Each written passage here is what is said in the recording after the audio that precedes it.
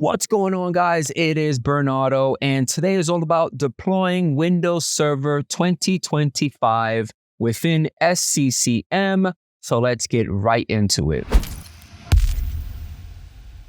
All right, so today is all about deploying Server 2025 using SCCM. The first thing that I typically do is head into my sources directory.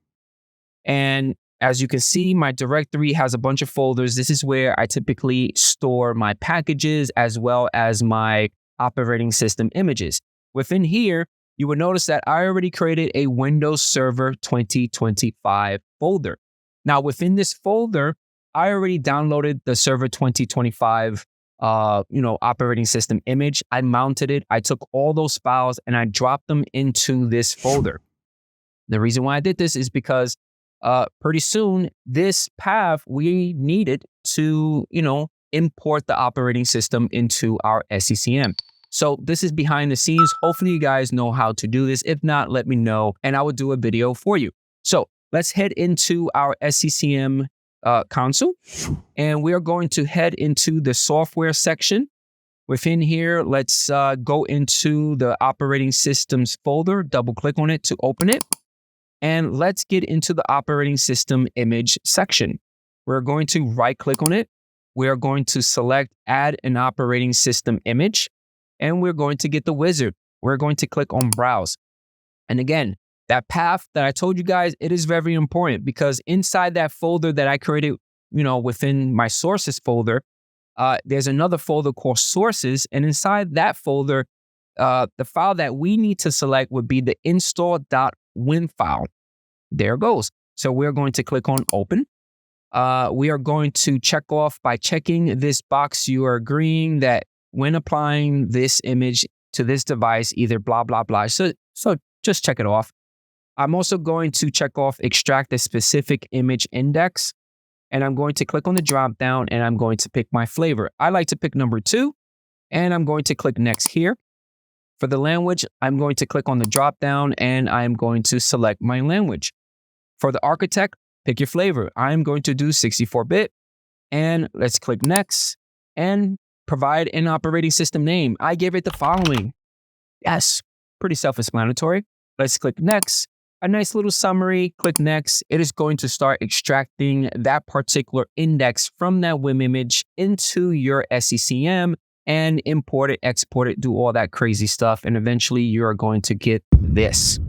Green check mark is always a good thing. So we are going to click on close. From here, we are going to locate our operating system image. We are going to right click on it and we are going to select distribute content. We're going to click next here. We're going to click on add and we're going to select distribution point. We're going to select our DP. We're going to click on OK. And we're going to click on next. A nice little summary, so click on next again, and a green check mark, which is always a good thing. So just click on close. Now give it some time. On the lower right-hand side where it says content status, it will change to in progress. If you give it more time, it should change to success, which is a good thing. I typically like to wait until it's green for me to continue. And the next step is to create a task sequence. So on the left-hand side, click on task sequence. We are going to right click on it and we're going to select create a task sequence. So go for it, click on it and we're going to get the wizard. I'm going to leave it as the default because we are going to install an existing image package. We're going to click next here. Provide a name for your task sequence. And then for the boot image, click on browse and then select your boot image. I selected the x64 one and then click OK. Click next here. For the image package, we're going to click on browse and select our image, which we imported together. There it goes. Click OK.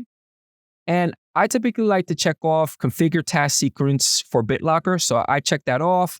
And at the very bottom, I like to enable the account and specify a local administrative password. So I like to enable that, provide a password, confirm the password. And then once you're done, click on next. Now, before you click on next, you're probably saying to yourself, why not add a product key here?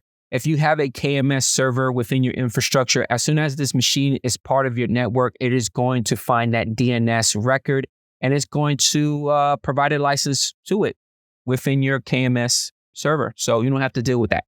If you do not have a KMS and you probably have, I believe, a MAK license, you can enter it here to license it.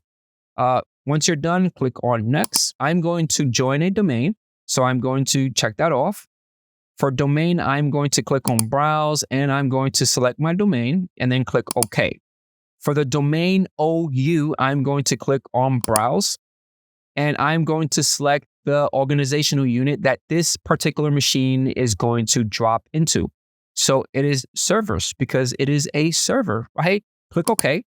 And we need to provide an account. So click on set, click on browse, enter the account, and then check names. It should highlight it if it is part of AD.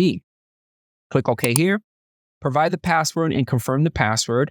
Click on verify and then click on test connection. Now, if everything works well, when you click on test connection, you should get the following. The connection was successfully verified, which is a good thing. Click OK, and then click on next. Now, for the configuration manager client settings, I typically leave it as default. Most likely, you might have properties within your environment, but for my testing environment, I have it, blank. So I click next here. For the state migration, I'm going to uncheck everything and then click next. I'm not going to install any software updates. Click next. I'm not going to install any applications. So click next. A nice little summary and then click next again and completion done. Green check mark is always a good thing within SCCM. So we're going to click on close. Select your task sequence. We are going to right click on it and we're going to select deploy and you're going to get the deploy software wizard. Now within the collection section, we need to click on browse. You're going to get this nice little warning. So just click on OK, but read it if you want. Just click OK. And I'm going to select all unknown computers and then click OK. I'm going to click next here. The purpose is going to be available, but make it available to the following. So I'm going to click the drop down and change it to only media and Pixie. And then I'm going to click next. I'm not going to schedule anything. I'm going to click next here. The user experience, I typically leave it as the default. Click next here. I don't do any alerting, so I'm going to click next here. For the distribution points, I like to check both of these options and then click next. A nice little summary and click next here. And again, green check mark always means a good thing. We're going to click close here. And that's it. At the end of the video, I show you guys that I created a virtual machine within my Proxmox lab.